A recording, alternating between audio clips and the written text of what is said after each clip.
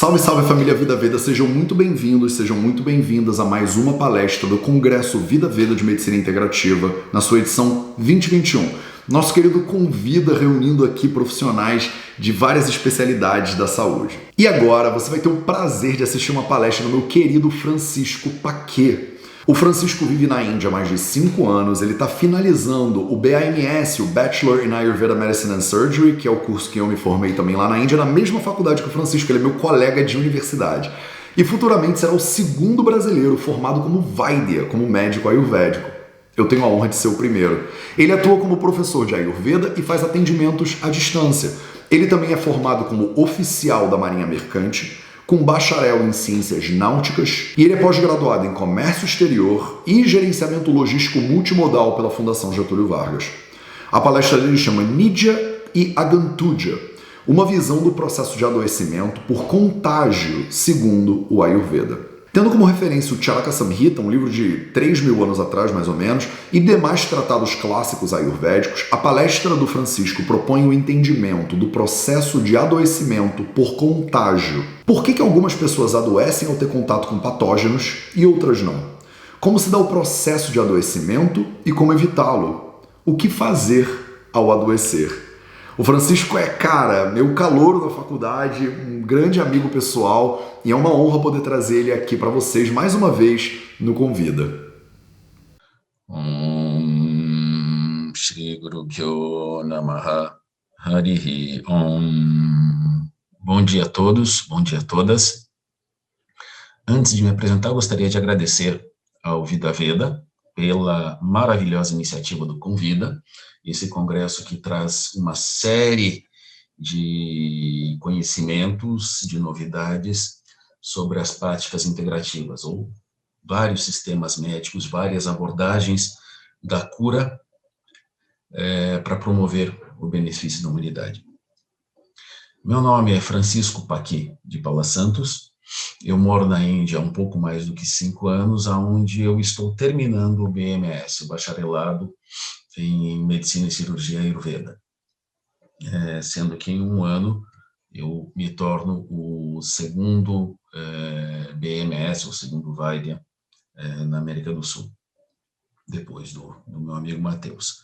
O tema escolhido para a palestra vai de encontro ao entendimento do Ayurveda acerca das doenças infecciosas, numa tentativa de comparação e dentro de uma visão que é estritamente ancorada nos livros clássicos do Ayurveda, com uma forma de se comparar, de tornar isso palatável ao mundo ocidental.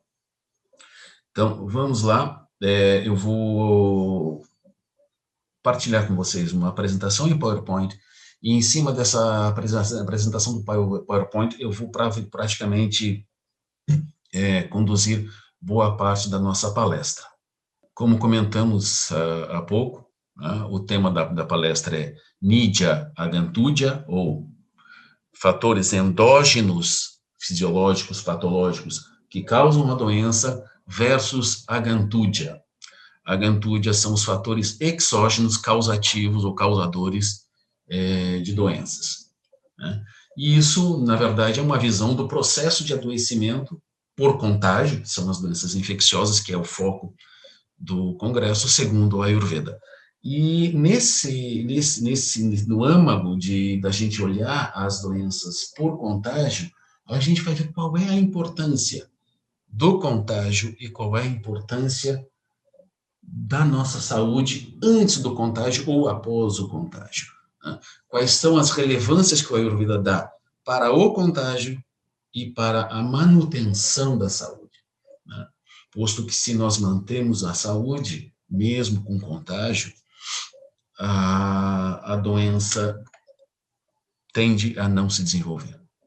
Isso é somente uma pequena homenagem aos Ashwini Kumaras, os grandes médicos celestiais, aqueles que curam, inclusive, os próprios seres divinos.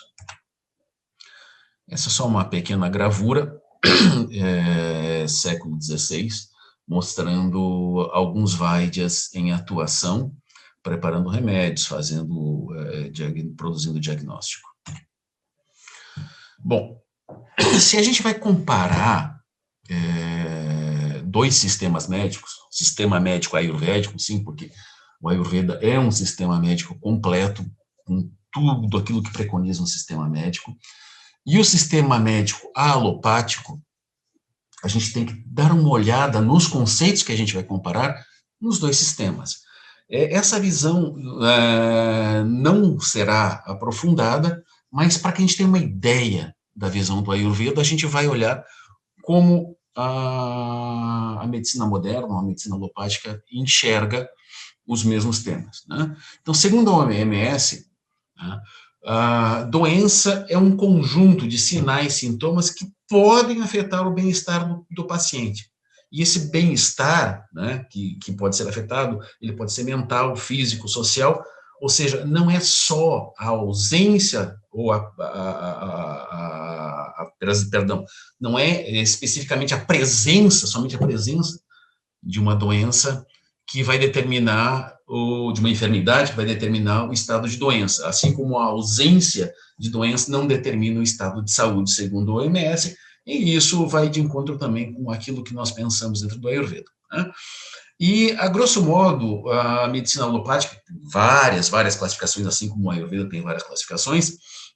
Uma das classificações, bastante grosso modo, na medicina moderna, é entre doenças contagiosas, ou seja, aquelas que eu pego, posso adquirir por contato, e as não contagiosas, aquelas que eu desenvolvo independente do contato com outras pessoas ou do contato com um patógeno externo, um micro-organismo, um micróbio, uma bactéria, um vírus, etc.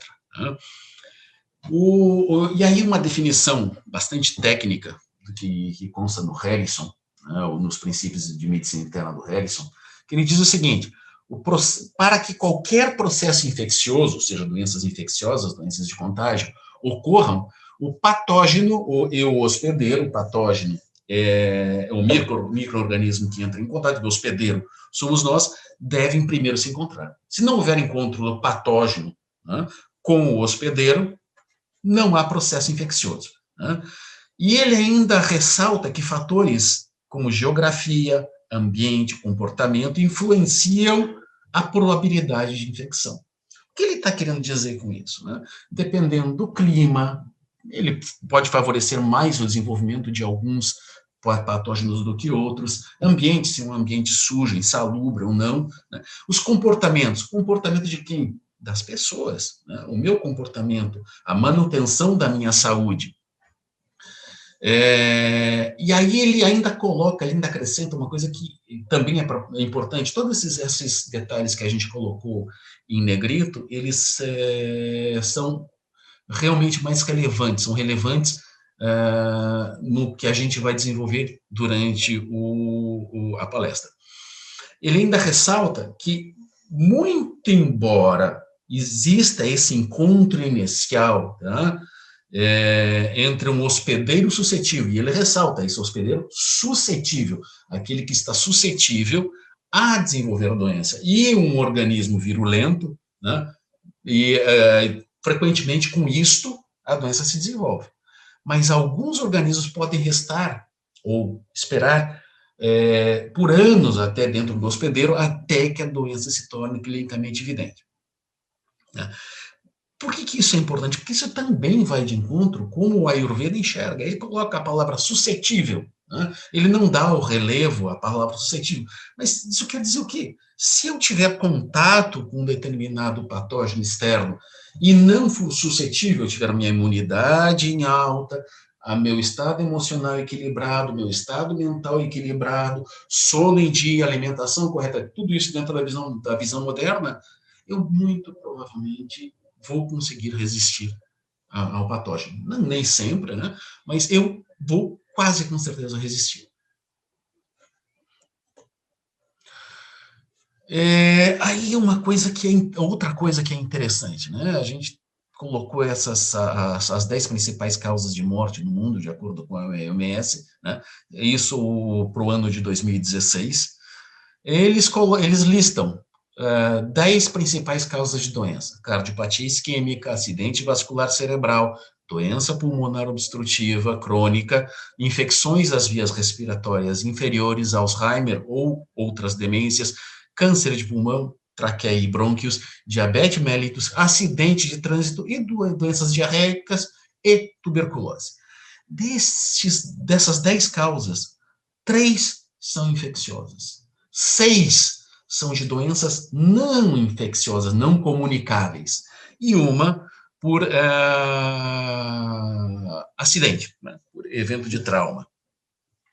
Bom, essas 10 causas representam 54% das 56,9 milhões de mortes ocorridas em 2016. Né? Ou seja, 30,7 milhões de mortes em 2016 foram devidas a essas 10 causas. Desses de 30,7 milhões, né, as doenças não comunicáveis, essas 6 que estão em azul, somam 23,9 milhões. Ou seja, mais de 40% do total de mortes, né, e praticamente 80% das 10 primeiras causas. E somente 5,55 milhões por doenças comunicáveis. Ou seja, eu tenho, em números absolutos, 1/5 do valor das doenças não comunicáveis sendo de mortes causadas por doenças comunicáveis. Perdão. Isso quer dizer que as doenças comunicáveis ou as infecciosas não são importantes? Não, elas são extremamente importantes. Né? Elas ainda respondem por mais de 5 milhões de mortes por ano. Respondem por mais de 10% das mortes, do total de mortes no mundo. Então, a gente tem que realmente prestar atenção. Agora, quando a gente vai olhar para a doença infecciosa, tá? A gente soma as sequelas que essas doenças deixam, e não são poucas e não são irrelevantes. Os distúrbios sociais que são causados, distúrbios sociais e econômicos, principalmente em eventos de epidemias ou pandemias como nós estamos vivendo. Né? Isso pode transformar a doença infecciosa ou o grupo de doenças infecciosas num quadro assustador. E o exemplo é a própria Covid que nós vivemos hoje. E o Ayurveda? O que o Ayurveda nos fala sobre os mesmos temas? Como a gente definiu na medicina moderna, na alopatia, né, a gente também tem que definir doença dentro do Ayurveda. O Ayurveda, assim como o português, assim como outros idiomas, tem vários sinônimos para o mesmo termo, né, para o mesmo significado. Eu tenho doenças e enfermidades como sinônimos em português. E em sânscrito eu tenho Vyadhi, como um dos sinônimos de doença, Jwara, que é sinônimo de febre, mas ela vai significar doença também, principalmente num sentido semântico, de entender que dentro do capítulo onde se explica Jwara, eu entendo todo o processo de tratamento, todo o processo de desenvolvimento das patologias no Ayurveda, ou seja, é uma questão de entender os princípios para ser aplicado em outras doenças. E Roga é outro termo que significa doença e que a gente vai ver. A gente trouxe 3 termos, 3 significações, ou 3 explicações do termo Vyadhi, que é um dos sinônimos que significa doença. O primeiro a gente retirou do Amaracosha. O Amaracosha é um dicionário etimológico, ou significado das palavras, sânscrito. E ele basicamente diz que aquilo que produz dor, desconforto, pesar, angústia, percebidos pela mente, né, isso produzido no ser humano, punsa, né, é chamado Adi. Que é uma palavra também polissímica, né? Um dos significados é dor, desconforto, pesar ou angústia. Porque nesse sentido não é só a dor física, né? Mas o mal-estar emocional, a angústia, a ansiedade, um desvio emocional, um estresse, dentro do Ayurveda vai ser considerado Vyadhi. Né? E às vezes sintomas são considerados, o que se considera como sintoma dentro da medicina moderna, nós consideramos uma síndrome, uma doença. e vice-versa. Já o outro dicionário etimológico do sânscrito vai definir o termo vyadi, né, como aquela entidade. Ele já coloca vyadi, e isso vai ser muito presente na mitologia, colocar-se a doença como uma entidade, né, viva. E essa entidade viva, depois a gente pode até fazer uma brincadeira, e no final dessa palestra a gente traz algumas figuras, de uma entidade que pode significar uma entidade mencionada nos nossos clássicos como mitológica, pode também ser considerada ou ser manifestada, né, como um patógeno externo.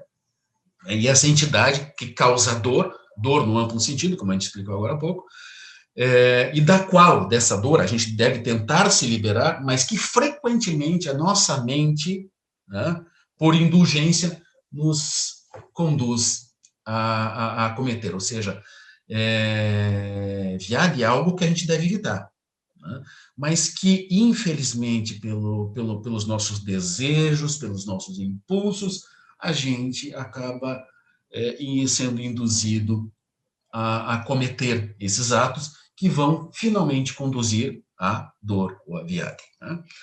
E o Charaka, ele vai definir Vyadi enquanto aquela, né, que causa várias Vidam, Dukam, dor também no sentido amplo, né? Adadati, que causam, né?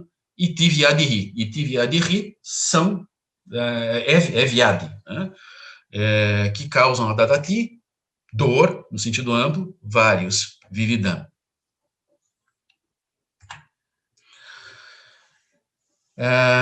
E assim como o sistema médico moderno, o sistema médico ayurvédico possui dezenas, não são 2 ou 3, são literalmente dezenas de classificações e subclassificações das doenças, né?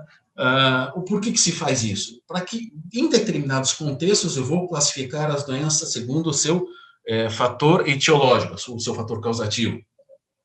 Em outro contexto, segundo o local em que elas ocorrem, no corpo, na mente, né? Em outro contexto, eu posso classificar as doenças sobre a linha de tratamento que eu vou ter, tipos de sintomas que eu vou encontrar, grupos de sintomas, e assim por diante. Então, a gente tem uma gama de classificações.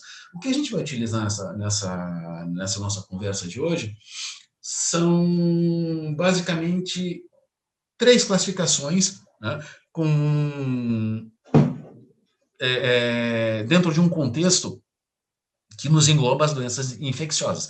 Basicamente, a gente vai separar dessas 3 classificações. A primeira que a gente vai discutir é a segunda aqui mencionada, que é a Upasargika Rogas e Samsargaja Rogas, mencionadas pelo Sushruta, no seu Sushruta Samhita Nidamistana, capítulo 5, versos 33 e 34. Aliás, essas referências todas, elas estão aqui, né? A gente procurou referenciar a maior parte das informações que a gente traz. Então, Upasargika são aquelas doenças por contato, Samsargaja são aquelas doenças que são desenvolvidas pela própria fisiologia, tornando-se os atos fisiológicos, tornando-se atos patológicos e desenvolvendo doenças. A segunda que a gente vai abordar é Nidya Agantuja, que faz parte do título da nossa palestra, né? Onde o Charaka, no seu Sutrasthana, capítulo 11, verso 45, ele classifica doenças em 3, doenças Nidya, né, ou endógenas, Agantuja, ou exógenas, e doenças da mente, né?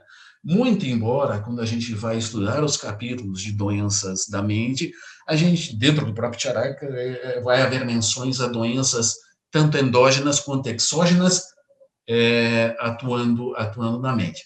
Mas esse é assunto para outra palestra, né? Até porque as doenças exógenas da mente não são necessariamente daquilo que a gente coloca na medicina moderna como infecciosas, né? Elas podem ser por contágio, dentro do que a gente vai definir aqui, dentro do Ayurveda, mas não infecciosas.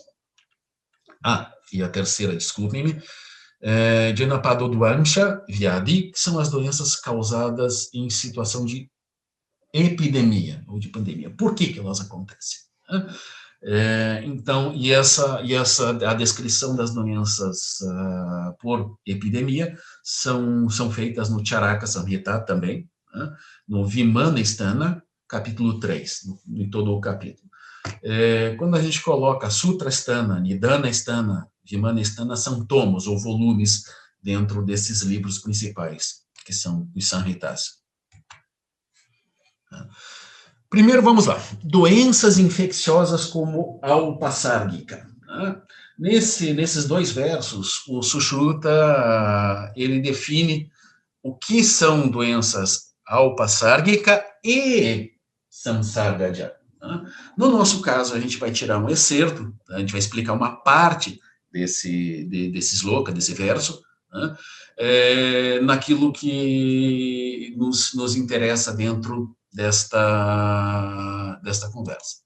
E um fato curioso é que o Sushruta colocou exatamente esse capítulo 5, Nidana, é um dos sinônimos de fatores etiológicos ou fatores causativos das doenças.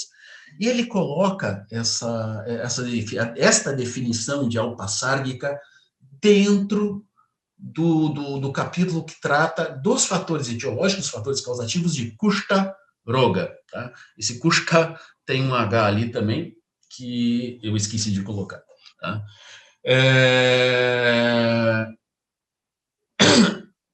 E Kushta Roga são diferentes doenças de pele.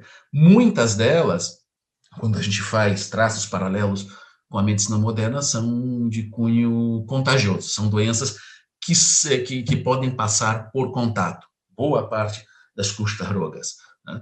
A mais relevante delas é lepra, né? E lepra é uma doença infecciosa.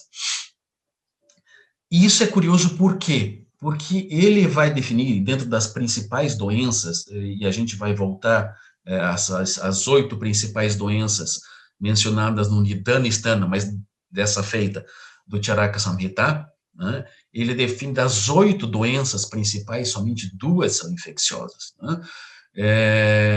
E elas têm uma sequência lógica de ocorrência, principalmente pelo nosso comportamento.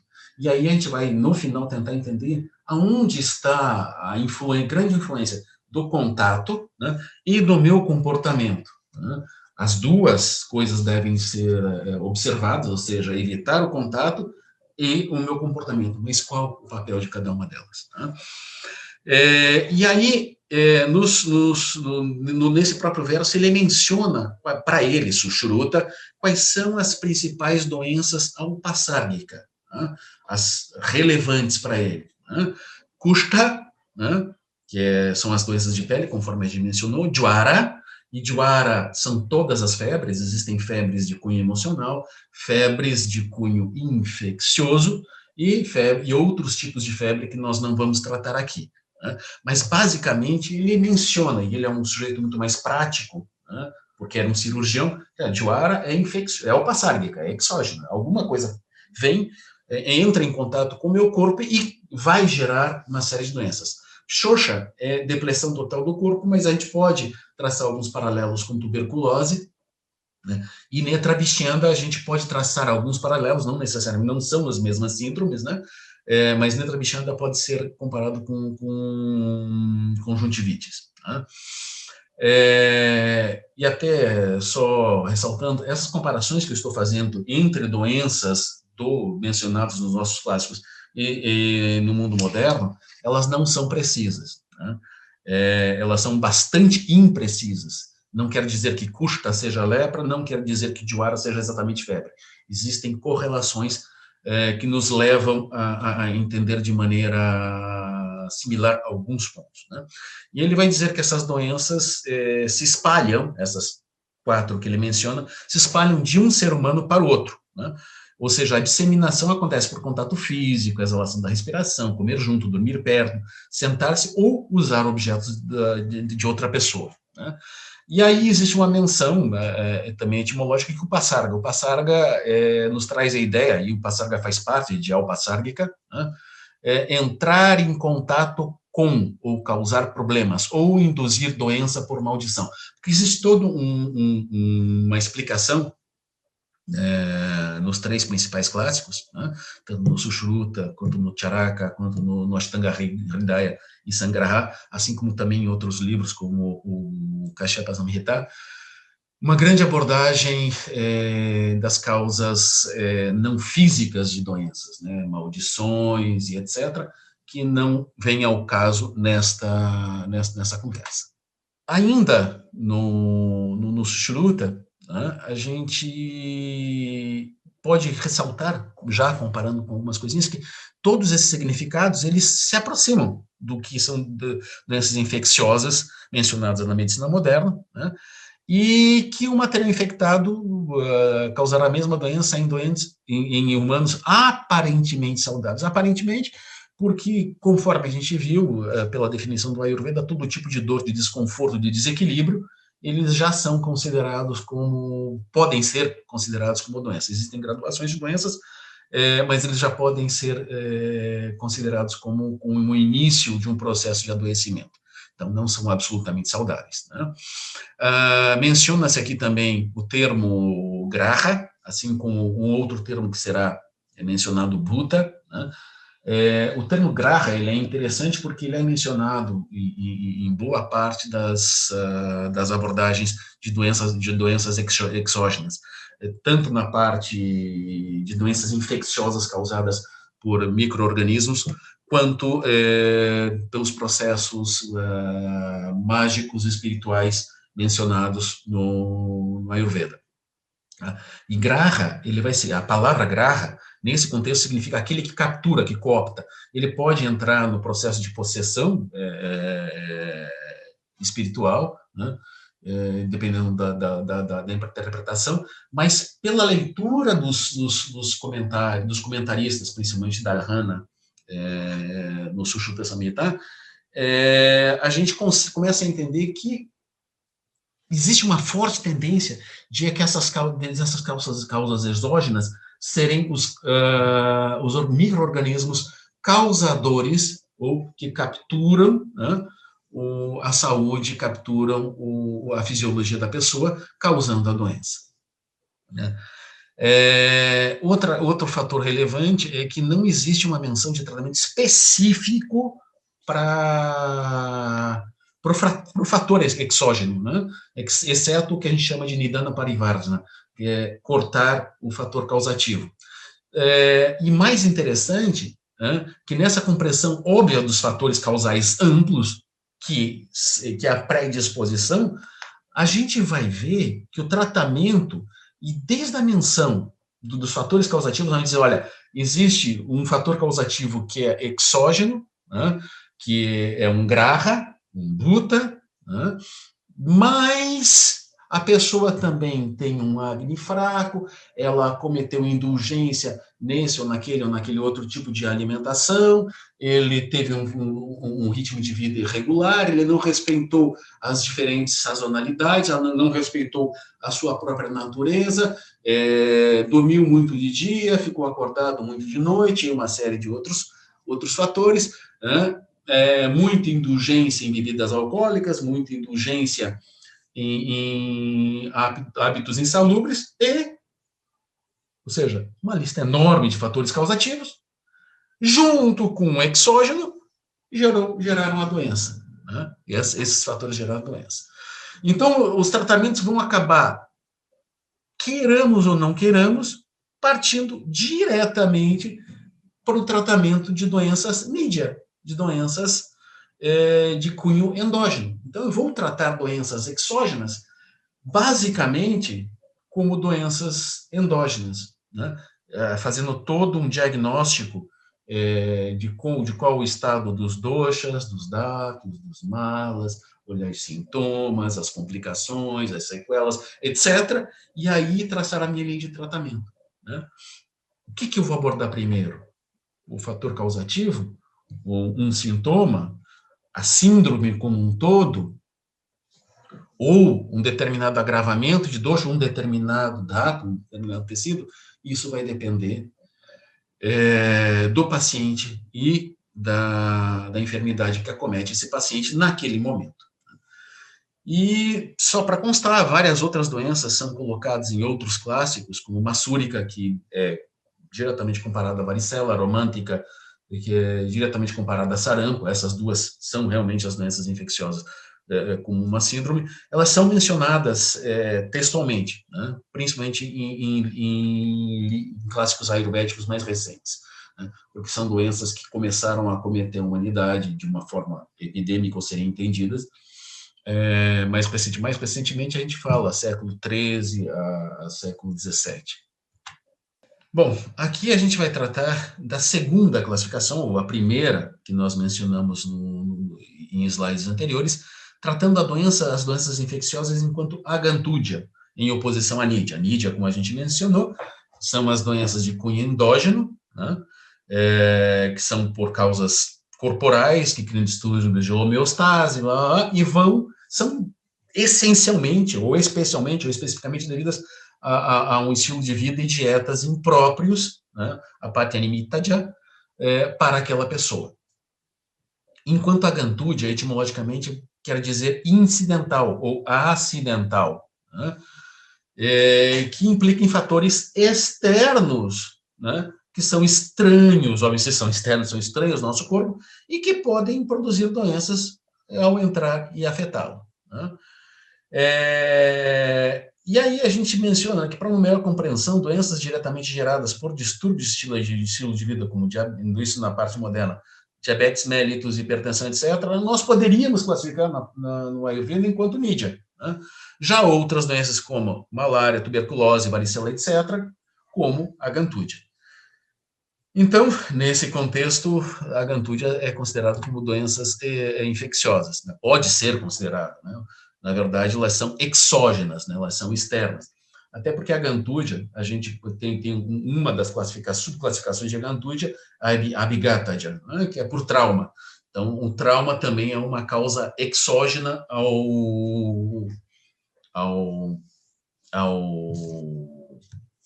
corpo, né, exógena, e que pode ser causadora de doenças, né? Normalmente, quando há um trauma, se houver exposição a micro-organismos, a gente vai ter ainda uma doença, a gantúdia secundária, né?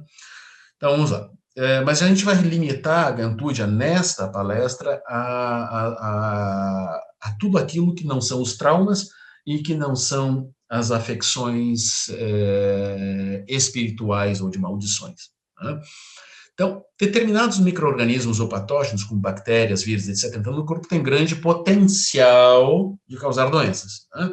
E aí o Charaka Samhita, na verdade, o Chakrapani é o comentarista, o nome do comentário do Chakrapani, a Ayurveda Dípica, sobre o Charaka Samhita, sobre o Charaka Samhita no seu Sutrasthana, capítulo 19, verso 7, né? Ele diz o seguinte, que devido à forte associação entre nídia e agantúdia, endógenos e exógenos, né, a própria agantúdia será seguida por nídia, né, devido à agravação dos 3 doshas. Normalmente, as causas exógenas são consideradas agravadoras dos 3 doshas, né? Pode haver dominância de um dos 3, mas os 3 estão agravados, ou no sentido de estarem com as suas funções corrompidas, né?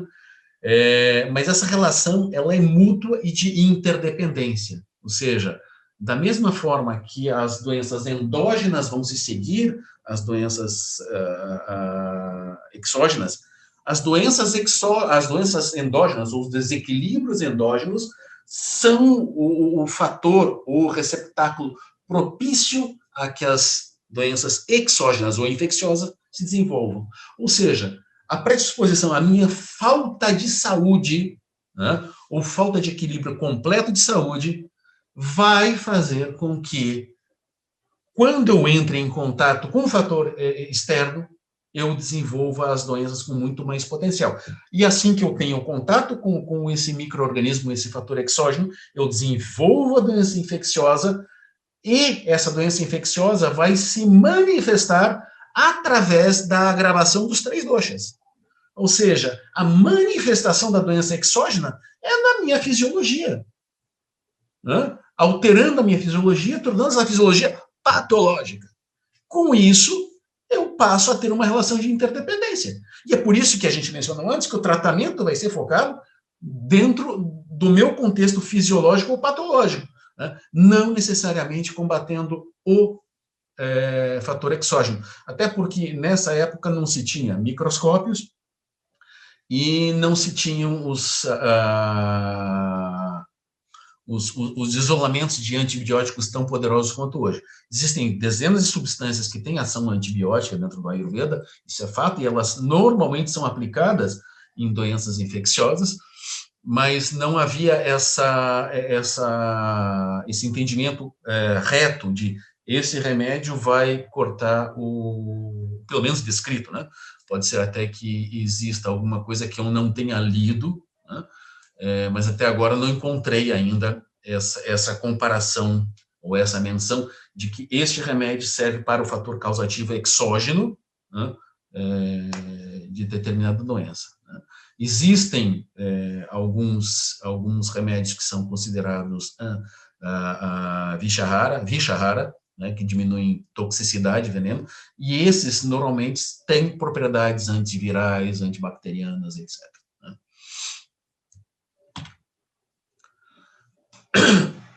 Comparação direta, né? Isso aqui a gente entra, e aí aqui eu vou partir uma comparação dessas comparações são todas de cunho pessoal, tá? São conclusões que eu tive, conclusões que nós encontramos também em vários trabalhos científicos, e a outra interpretação ela é particularmente pessoal. Então, pode ser que muitos não concordem, mas é uma possibilidade, é uma reflexão que a gente faz. Tá?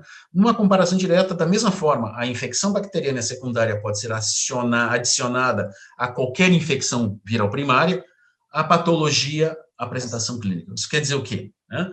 Que da mesma forma que uma infecção bacteriana secundária pode ser adicionada, ou seja, você tem uma infecção viral, né? E no desenvolvimento do processo viral, você desenvolve uma infecção bacteriana, ou seja, o vírus vai fazer com que a sua imunidade em determinado local se reduza, ou seja, cria meios propícios para que uma infecção bacteriana secundária seja adicionada a infecção viral já presente, né? E isso vai se refletir na apresentação clínica, obviamente, né? Segunda comparação, né, e na sequência dessa comparação direta, né, a Gantu-Diaroga, ou doenças exógenas, desempenham um papel como etiologia primária, como fator causativo primário. E após criar desequilíbrio dos doshas, né, eles se convertem em entidade de doença, semelhante a Nidya Vyadhi, ou as doenças exógenas. Ou seja, primeiro eu tenho contato com o agente exógeno, eu já tenho predisposição, e esse agente exógeno consegue desenvolver a doença em mim, causando desequilíbrio nos 3 doshas. Esse desequilíbrio nos 3 doshas se convertem numa entidade de doença. A entidade de doença é uma síndrome, né? Um conjunto de fatores, um conjunto de sintomas manifestados em conjunto, né? E essa entidade, ela é semelhante a uma doença endógena na sua apresentação, né? Enquanto quaisquer Nidya Vyadhi ou doenças endógenas, os seus fatores predispositivos podem criar, por sua vez, a predisposição para que uma nova doença exógena entre. Ou seja, entram num ciclo vicioso. Uma outra interpretação, pegando ou amealhando tudo que a gente conversou até agora, né, e me perdoem um pouco da velocidade, para que a gente não se estenda muito, é o seguinte: a gente mencionou, o Harrison menciona, que determinados agentes patógenos podem permanecer no corpo durante anos, sem manifestar doença. Outros tantos, milhões de micro-organismos entram em contato com o nosso corpo e não desenvolvem doença, e vão embora. outros tantos micro-organismos vivem em simbiose no nosso corpo ad eterno, praticamente o tempo todo, e não causam doenças, né? Ou não causam manifestação dessas doenças. Né? Mas a interpretação possível seria o quê? Né? Esses patógenos externos que vivem em simbiose com o meu corpo, ou pelo menos sem causar danos, né? Eles podem representar a expressão do desequilíbrio fisiológico. Quer dizer o quê? Eles estão ali quietinhos. No momento que eu começo a ter sintomas de uma doença infecciosa, eu posso notar, opa, eu cometi erros no passado, deixe-me ver quais foram os erros que eu cometi no passado, para que eu não os cometa mais. Né? E a gente pode chamar, na linguagem ocidental cristã, né? Que pecados eu cometi? Pecados contra o meu corpo, pecados contra a minha mente, pecados contra a minha saúde, pecados contra a minha vida. Né? Quais os pecados eu cometi e não devo repeti-los?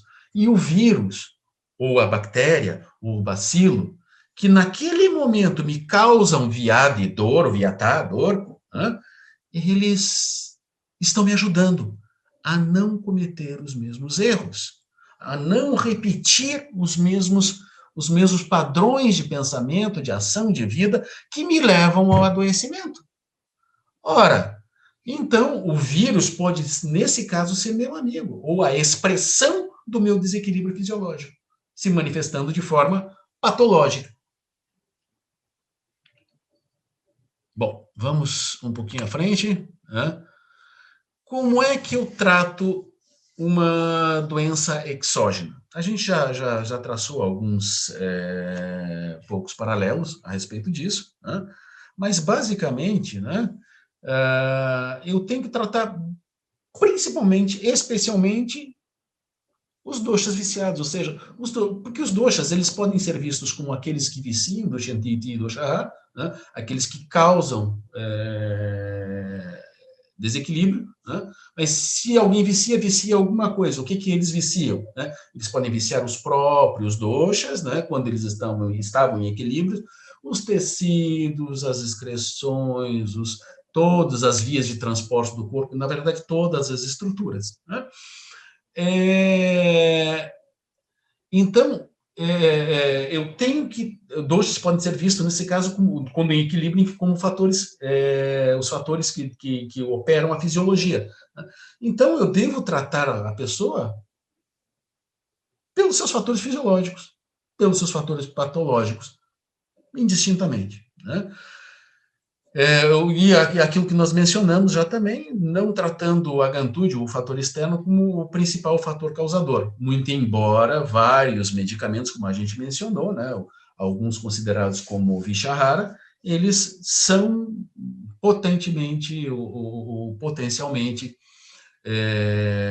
alguns antivirais, antibacterianos, antibióticos. E a nossa terceira a abordagem de doenças infecciosas, né? Que é uma abordagem traçada por Charaka, no seu Vimana Sthana, capítulo 3, o capítulo todo, né? Que trata de Janapado Dvamsha, né? O Janapada Dvamsha, que são as epidemias, né?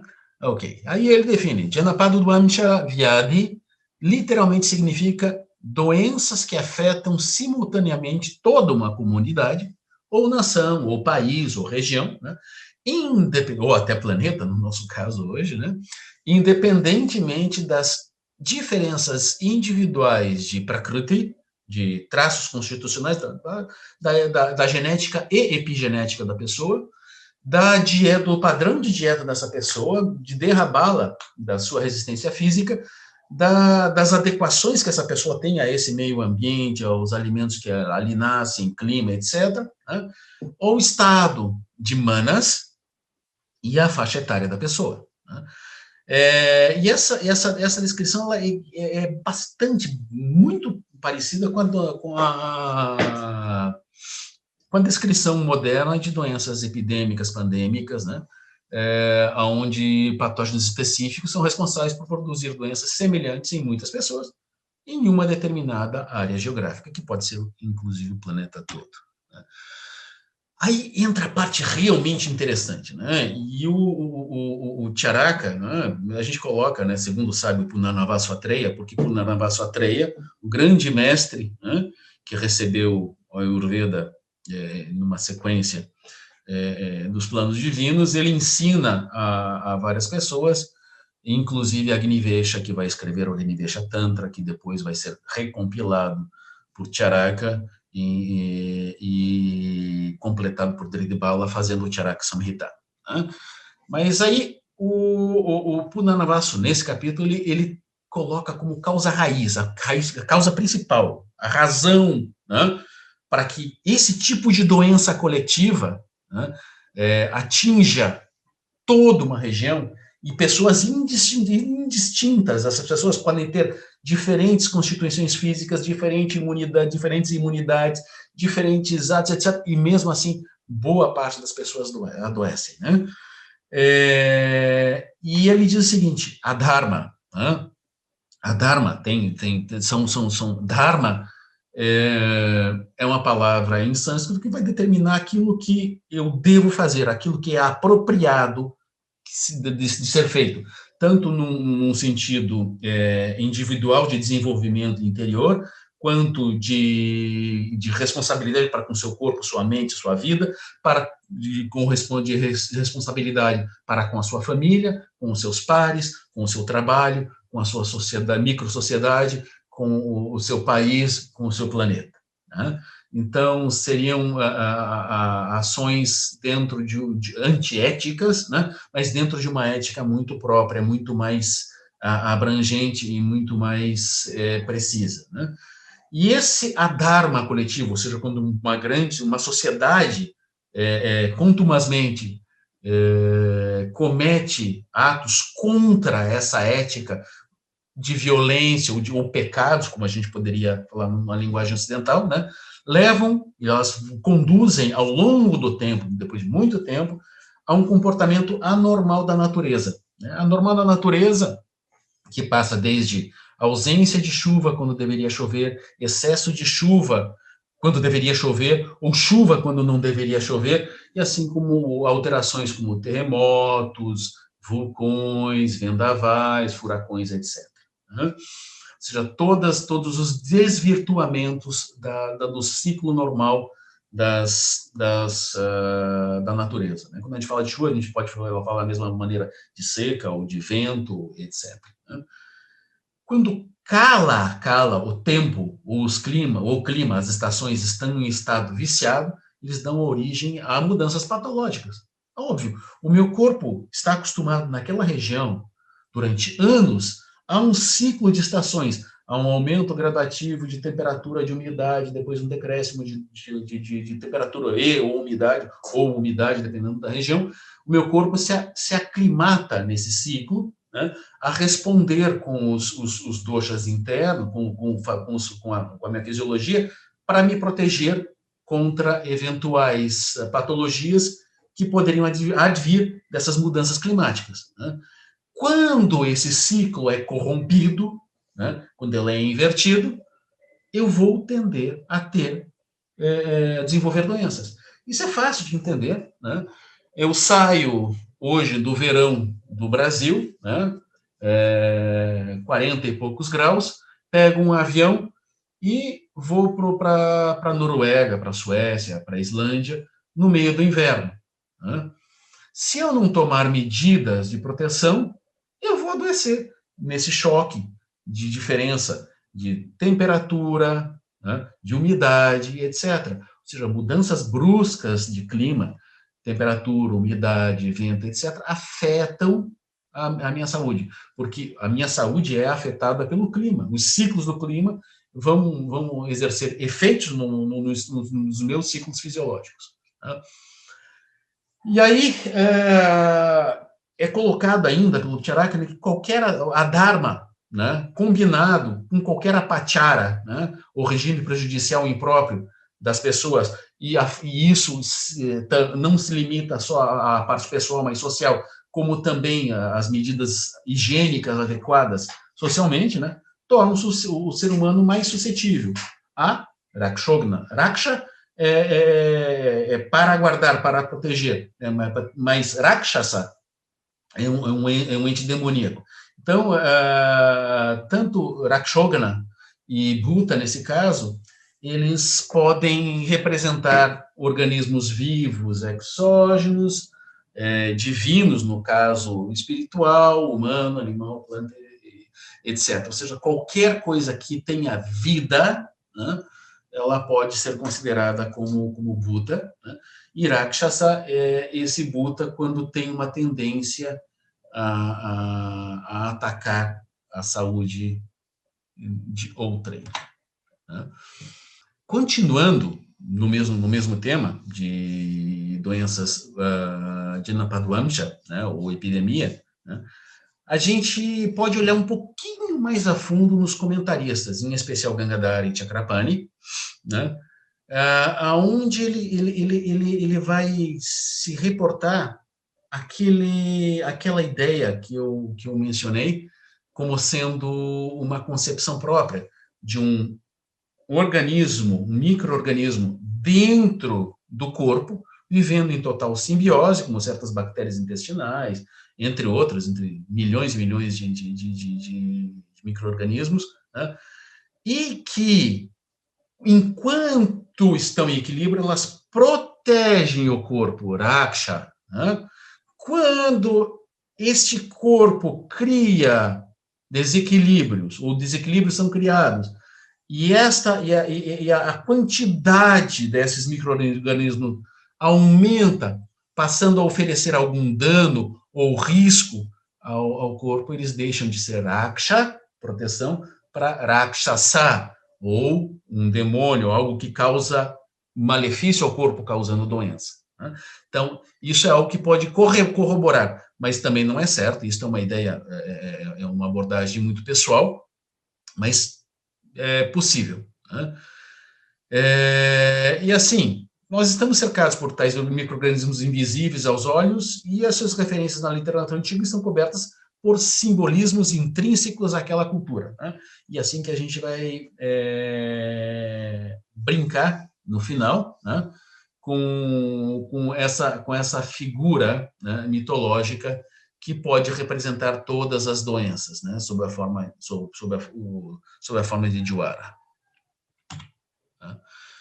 Ainda no tema de Adharma, né, o desequilíbrio na natureza e na terra, e aí o desequilíbrio, quando ele fala na natureza, porque ele trata de poluição no ar, de poluição da água, poluição ou contaminação do ar, contaminação da água, contaminação da terra e contaminação do tempo. Né? E a contaminação de um desses quatro, um dos quatro, vai ser um campo fértil para doenças. Né?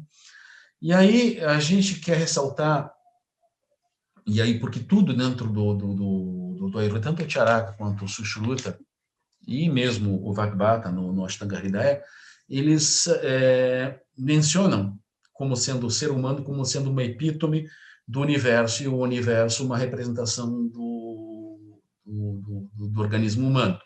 Então, tudo assim é em cima como é embaixo. Né? Então, tudo que é mencionado, ou não tudo, ou boa parte do que é mencionado, eu posso ter uma visão macro da natureza, mas eu posso trazê-la para o universo do ser humano, e vice-versa. E essas lógicas, elas podem nos ajudar a ter diferentes abordagens do mesmo assunto, né? Macro para micro e micro para macro. E isso nos dá um melhor entendimento de muitos assuntos. E o Charaka, ele vai mencionar o papel do Adharma como causa de doença, né? Dezenas e dezenas de vezes. Em especial no seu Sutrasthana, capítulo 11, no Vimanistana, capítulo 3, como a gente viu, e no Shariristana, capítulo 1 a 5, mas principalmente 1 e 2, né? O papel das minhas ações, dos meus adharmas, dos meus pecados, né, contra a vida, contra o corpo, contra a mente, né, como fatores causativos de doença. O Charaka, lá no capítulo 11 do seu Sutrasthana, ele vai mencionando várias tríades, né? 3 isso, 3 aquilo, 3 isso. A gente separou dessas tríades, a gente separou 3, né? Que são muito importantes para a gente entender o que a gente deve fazer e o que a gente não deve fazer na vida da gente. Tá? São coisas simples, diretas, mas que, se aplicadas de forma judiciosa, têm um efeito, um resultado simplesmente maravilhoso. Ele coloca como o ser humano como tendo 3 desejos básicos, Triyashana. Né? Desejo pela vida, desejo por fartura na vida e uma boa posição pós-vida. Simples assim, né?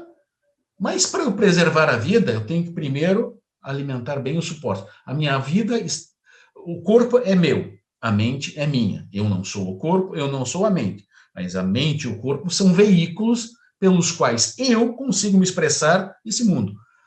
Perceber o mundo e agir no mundo. Sem o corpo, sem a mente, sem os meus indrias, ou seja, os órgãos e sentidos, eu não consigo fazer isso. Então, quando eu tenho desejo pela vida, né, e esse desejo pela vida é de executar o que eu vim executar, o meu Dharma, né, eu tenho que cuidar do corpo, eu tenho que cuidar da mente e eu tenho que cuidar dos meus órgãos e sentidos. Por fartura, eu tenho que comer, eu tenho que ter aonde me acomodar, aonde morar, né? Aonde viver. Então, a fartura é necessária para isso. Mas também a fartura de amigos, a fartura de emoções positivas, a fartura de desenvolvimento pessoal, espiritual, mental, intelectual e boa posição na pós-vida. Boa posição na pós-vida é o somatório dos 2 primeiros. Né? Ou seja, como conceito védico, no conceito védico, a vida não termina após a morte, né? É um ciclo de renascimentos, né? Não reencarnação, renascimento, se renasce, a mesma personalidade não vai nascer novamente, né? Reencarnando, ou seja, que essa personalidade sai desse corpo e vai para o outro, não, existe um renascimento, uma formação de nova personalidade. Ele coloca no nível mais chão, né? 3 pilares adjacentes da vida. Trio Pastamba. Né? Ahara, alimentação. Tudo que eu boto para dentro, né? Comida e bebida. Nidra, sono. Né? Ou seja, o cuidado com o sono. E Brahmacharya. Brahmacharya é uma palavra controversa. Nesse contexto, são hábitos que preservam a vida. Né? Basicamente, evitar tudo aquilo que desgasta a minha vitalidade. E aí, complementando, Triyayatana, as 3 únicas causas de doença, as 3 grandes causas de doença. Né? A Satmendriya Artha Samyoga, ou Samikarsha, que é a conjunção não verdadeira, a Sat não verdadeira, Indriyas, entre os meus órgãos e sentidos, e Artha, os objetos.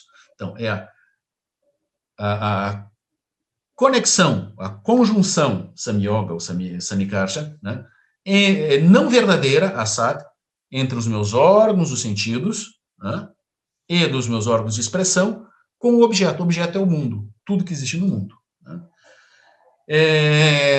O uso inadequado desses objetos, obviamente, de forma clara, gera doença.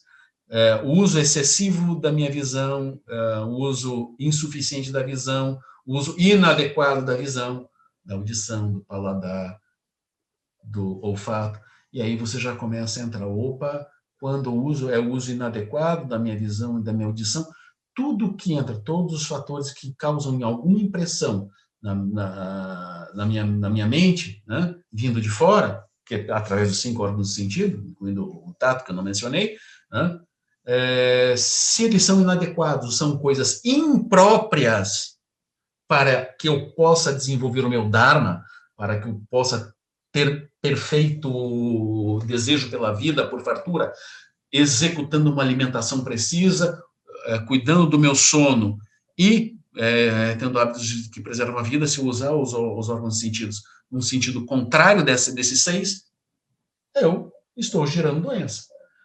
Prajna Aparada. Prajna, na maior parte dos livros, vão ver a tradução como intelecto. Depois de ler muitos comentaristas, para mim, isso é uma tradução minha, Prajna é discernimento, né? A sua capacidade, driti, odeira, de resistir àquilo que não é correto, aquilo que vai contra o seu desejo pela vida, por fartura, de uma boa alimentação, de um bom sono ou de brahmacharya, de preservação da vida, né? Ou seja, tudo aquilo que eu vou executar com os meus órgãos sentidos de forma pervertida ou inadequada, né, passa por prajna, pela minha decisão. Eu decido. Agora, quando eu cometo uma ofensa, eu sei que eu não devo, né, e no fundo a gente sabe que não deve fazer aquilo, e faz, eu estou cometendo, além do primeiro, a Sakmendriya Sanika Artha Samyoga, né, uso inadequado dos sentidos, eu também estou cometendo uma ofensa ao discernimento. Ou seja, é um pecado muito maior do que o pecado anterior, né, porque ele é consciente, ou parcialmente consciente. E o terceiro, que vai de encontro às epidemias que a gente tratou, ambiente insalubre, as alterações climáticas não previsíveis, não cíclicas, não normalmente cíclicas. E aí, isso que a gente acabou de explicar é a retroalimentação, que o uso inapropriado dos sentidos, né, me cria mais desejos, esses desejos vão fazer com que o meu discernimento se torne mais fraco, ou eu me torne mais indulgente, dizer, eu mereço só umzinho, não, só mais um, não, só hoje, né? E aí e essa ofensa ao discernimento me leva a novo uso inapropriado dos sentidos, e o uso inapropriado dos sentidos leva um maior apego meu àquele objeto, e eu vou cometer mais uma ofensa ao discernimento. E elas vão, em conjunto, gerar as doenças. Tá? Nós vimos o que causam como as doenças são causadas, né? E voltando aqui, deixa eu ver se eu consigo voltar. Voltando aqui, né, nas 3 principais causas de doenças, a gente vai ver que essas são as causas que vão abrir a guarda, ou vão abrir possibilidade de que os agentes exógenos causem infecção no meu corpo, né? Tudo que eu estou vendo aqui, na verdade, é para mostrar que eu tenho que realmente, quais são as ações que eu devo tomar para que eu não adoeça. Cuidar desses 9 pontos na minha vida, né? Desejo próprio pela vida, respeitar a vida de verdade, vida, né? Buscar fartura com respeito à vida, com respeito ao próximo, né? E com isso eu tenho uma boa posição no pós-vida. Cuidar da minha alimentação, cuidar do meu sono, conduzir hábitos que preservem a vida, usar os meus órgãos dos sentidos de forma judiciosa, ou seja, usar os meus órgãos dos sentidos de uma forma que eu me conduza a não ter acesso visual, auditivo, palatativo, olfativo ou tátil com objetos que vão desvirtuar a minha saúde, vão causar apego ou que vão causar fragilidades, alterações fisiológicas que podem levar a uma patologia. Eu falei um pouco antes que a gente vai olhar agora como mitologicamente o Charaka trata isso, né, e a própria ciência védica, e ele tem pequenas menções disso que nós vamos falar agora, em todo o Nidana-stana, né, em todos os 8 capítulos que tratam de fatores etiológicos, e em vários momentos do Sutrasthana, alguns momentos do Shariristana e alguns momentos do Chikitsastana também, né? É o mesmo mito que eu abordei ano passado na palestra, com uma visão um pouquinho diferente para explicar como eu vou adoecer novamente e quem é o Virabhadra, né? Houve, aí dos tempos, um grande yajna, um grande sacrifício, né? Sacrifício ritual, né? E aí a gente começa a fazer as pequenas comparações, né? Qual é o meu fogo sacrificial?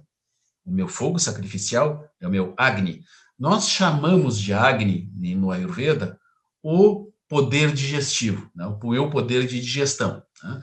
sendo o principal chamado de Jataragni, que se localiza em Koshta, no centro do corpo, né?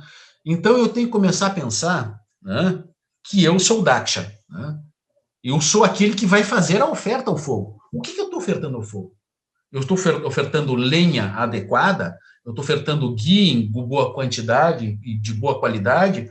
Ou eu estou ofertando plástico, restos de comida, material apodrecendo, madeira de baixa qualidade, madeira verde? O que eu estou oferecendo para o meu fogo? O meu fogo da vida. E é dito, né, no Ayurveda, que quando se acaba o fogo, o Agni, a vida acaba. Um dos principais ramos do Ayurveda, chamado Kaya Chikitsa, né? Chikitsa de Kaya, Kaya é o corpo, mas só que na raiz Kaya quer dizer o fogo do corpo, né? Então, basicamente, que é o principal objeto de tratamento, um dos principais objetos de tratamento, meu Agni, né? Então, lá em dos tempos, eu tive um grande Yagni, um grande sacrifício ritual, né? Onde um sujeito chamado Daksha, né, que representa, segundo o Charak Samhita, no capítulo 5, o meu livre-arbítrio, né, ou seja, o poder eliminar todos os obstáculos à saúde, ou seja, ofertar de forma correta para o fogo, fazer o ritual todo de forma correta. Antes do fogo, que o ritual passa por um processo antes de você acender o fogo, a maneira apropriada de acender o fogo e a maneira apropriada de alimentar o fogo, né? Ou seja, todos os meus atos, né? O ritual da vida, o ritual do dia, o ritual do ano. E aí, Daksha representa esse meu livre-arbítrio, meu discernimento que a gente ouviu ali, né? E Shiva é o exemplo que eu devo seguir de vida, né? De Dharma, Artha, Kama e Moksha, ou seja, Dharma, as minhas obrigações, Artha, minha fartura, Kama, os desejos e a fartura alimentar submetidas ao Dharma, e a libertação. Sati, que é aquela que vai ser sacrificada, né?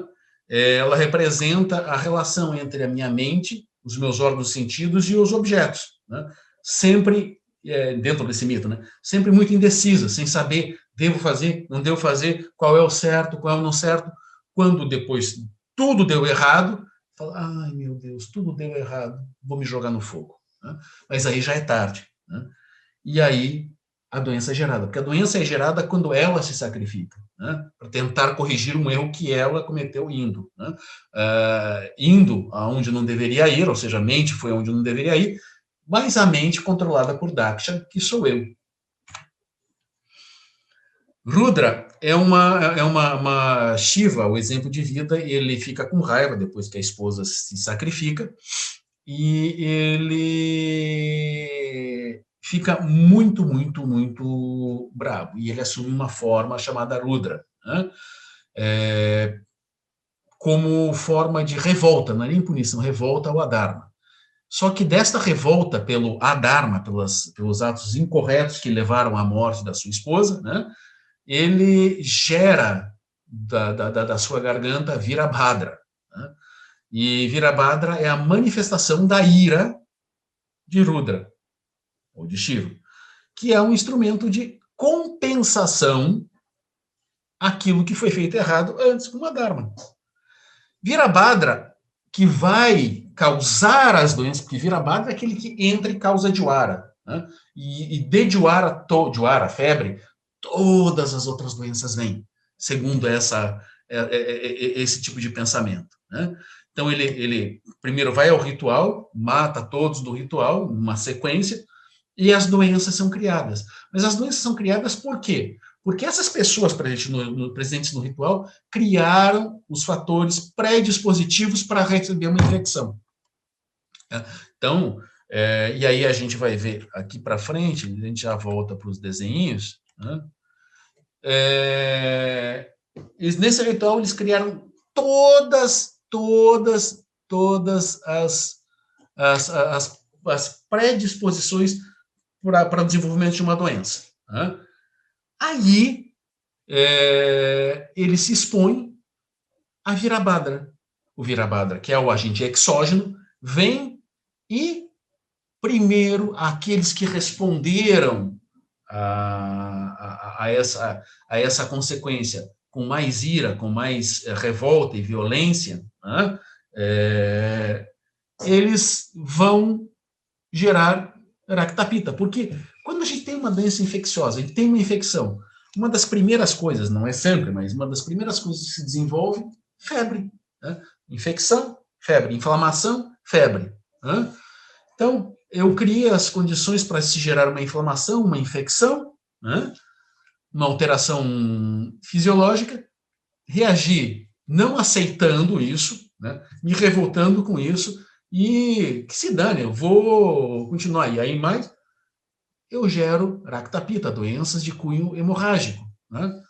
Outros fugiram. Não, eu fujo desta realidade, e ao mesmo que eu fujo, eu desenvolvo medo e desesperança, eu vou gerar gulma, né? Massas, crescimento de massas ocas, principalmente no tronco, né? Alimentos proibidos, né? Aqueles que consomem, ou seja, já estavam comendo o que não deviam, estavam se alimentando do que não deviam, né? E continuam mesmo depois de adquirir alguns sintomas, como febre, né? E desses alimentos proibidos, indulgência em comer o que não se deve, né? Eu desenvolvo duas doenças. Uma infecciosa, pramerra. Uma não infecciosa, pramerra. Pramerra é uma doença que se caracteriza principalmente por excesso de urina e urina com turbidez, né? É uma síndrome metabólica onde o organismo elimina o próprio organismo, né? Doença autoimune. E kushta são as doenças de pele que a gente mencionou, de cunho por contato. Então, o mesmo fator causativo, né? Os principais fatores causativos, né? Alguns deles, e as mesmas emoções de indulgência, de apego a determinada alimentação, geram duas doenças diametralmente diferentes, dependendo da predisposição de cada um, né? Então, eu tenho dentro dessas 8, como eu falei, Dioara infecciosa e Kushta infecciosas. E depois, aqueles cuja reação foi muito mais emocional e mental, não física, as indulgências ou os pecados foram mentais e emocionais, né? Eles vão gerar unmada.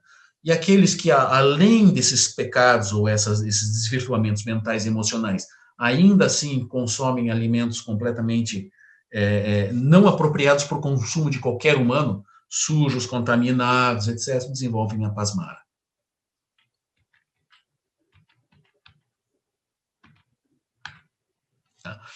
Então, quem é Virabhadra? Esse que vai lá causar Dwara, né? Perdão, novamente aqui. Esse que vai causar Dwara, né? Que chega e diz, não, agora eu vou causar infecções e inflamações, né? Porque eu agi por adharma, né? Me alimentei mal, tive rotinas inadequadas, pecados contra a vida, pecados contra a geração de fartura, uso inadequado dos sentidos, pecados, alimentação imprópria, sono impróprio, hábitos que vão de encontro à manutenção da vida, gerou Dwara, né? Quem é essa entidade exógena chamada Virabhadra? Tá? Virabhadra é mencionado como um ser de 3 cabeças, 9 olhos, sendo que fogo, chamas, né? São exaladas pela boca, pelos olhos, pela garganta de Virabhadra, em uma das menções, né? Como crianças representam vírus, micróbios, bactérias, etc., na nossa sociedade? Como nós os representamos para as crianças? Ou como nós víamos essas entidades quando nos falavam quando éramos crianças, né? Mais ou menos assim, né? E a gente brincou, olha o Virabhadra aí, né? São seres parecidos com aquilo que a gente vê no microscópio, mas com olhos, boca, etc., e com expressões emocionais. Essas gravuras foram retiradas de um livro chamado Rasaraja Mahodadi. Tá? Ele procura representar fases de desenvolvimento de Dwara, os diferentes tipos de Dwara, de febres, né, infecções, com a ciclicidade dos eventos de hipertermia. Né? E ele começa basicamente dizendo, né, Swarupa de Bhayakara Swarupa, ou seja, atos ou coisas que desenvolvem medo e outras emoções que podem trazer febre, né? Agentes exógenos que podem gerar ou criar ambiente para febre, né? E aí está lá o Virabhadra segurando, né? Yaha Rogi He, isso em hindi, quer dizer, eis o paciente, né? E lá no centro do corpo, se vocês olharem, representa a patogênese das febres, segundo a Ayurveda, de forma geral, né? Quando o Agni, o fogo digestivo, é perturbado pelos doshas, se mistura com os doshas, e eu estou falando isso de forma sucinta, né? E, por compelição de vata, é levado para as extremidades. Quando é levado para as extremidades, ele vai fazer uma série de coisas e vai gerar hipertermia. Né? Então, tudo começa no Agni. Este Agni, que se concentra principalmente no centro do corpo, ele é, por essas ações, levado para as extremidades. E depois de um tempo, as febres podem ser constantes, elas podem ter um evento durante o dia, 2 eventos durante o dia, ou quando elas estão mais enraizadas, elas passam a ter, outros tipos passam a ter 2 eventos no dia, e aí você coloca a Virabhadra já com 2 faces, né? Uma doença infecciosa que conseguiu se enraizar e se estabelecer de forma mais perene dentro do corpo, gerando menos hipertermia, mas mais danos aos tecidos, ou seja, menos demonstração de que havia o desequilíbrio, que é a doença, né? E mais danos aos tecidos. Depois ele passa a ter essa manifestação a cada terceiro dia, né? Quando eu falo a cada 2 dias, esse é dia sim, dia não, né? Que é a cada segundo dia.